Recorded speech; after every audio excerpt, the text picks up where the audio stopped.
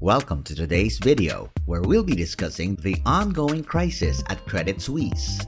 The Swiss bank is facing a major disaster, with its largest shareholder announcing that they won't provide any further financial support, causing the bank's credit default swaps to trade at an insane level of 1,000 basis points.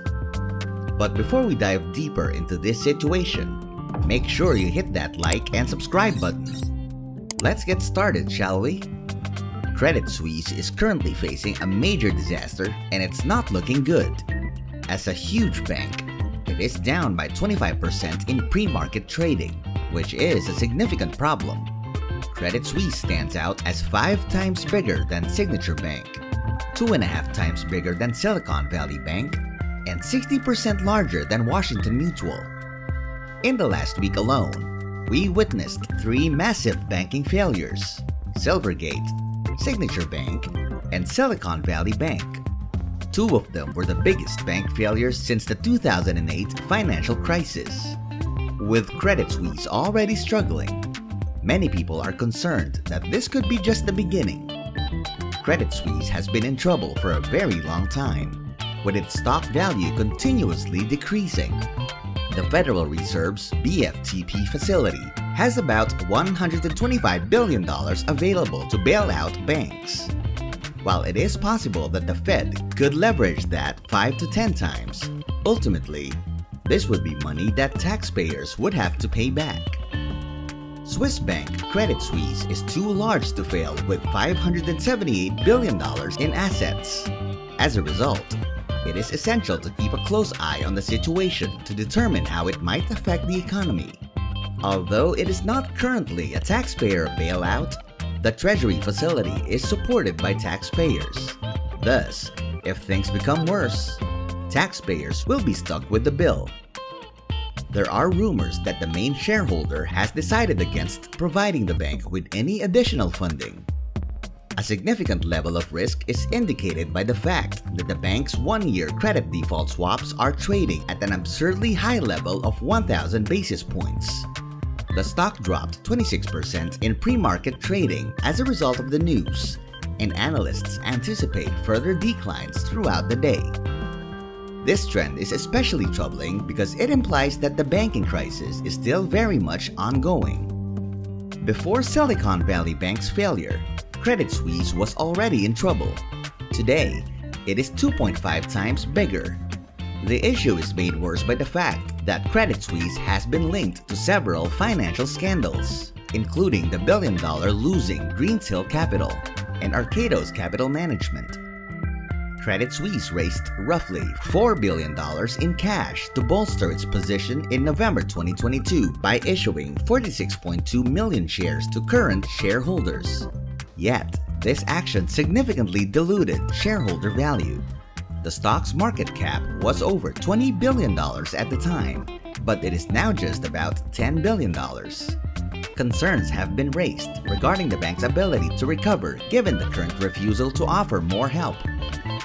The situation is similar to a startup where a founder puts money into the company to show their belief in its success. However, if the founder stops supporting the startup, or the largest shareholder stops providing financial assistance, it raises questions about the company's future.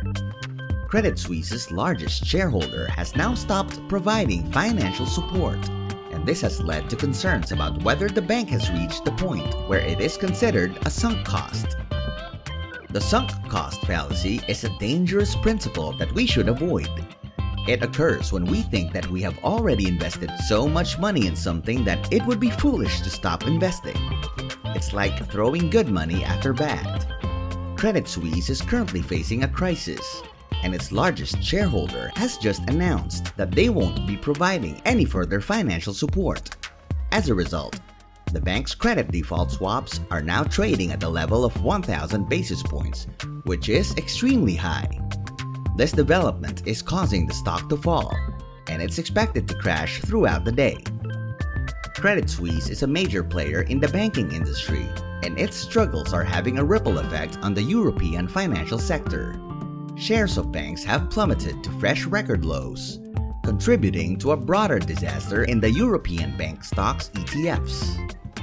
The ongoing struggles at Credit Suisse are heightening instability around the entire financial system in the United States, leading the stock market and bond market to price in a full 1% cut in interest rates by the end of the year. Some experts are even starting to wonder if this is 2008 all over again. A well-known investor named Michael Burry thinks Silicon Valley Bank is just the beginning and that everything is rhyming with the years 2008 and 2000. This comment raises the possibility of another bank's financial crisis, which is why it is alarming.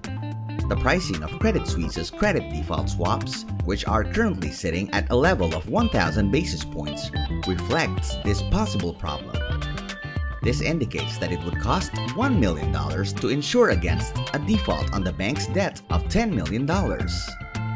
Credit default swaps function as a hedge against certain credit events, including a default, and are similar to insurance plans. Because they are derivatives, they are less regulated than other financial instruments like options.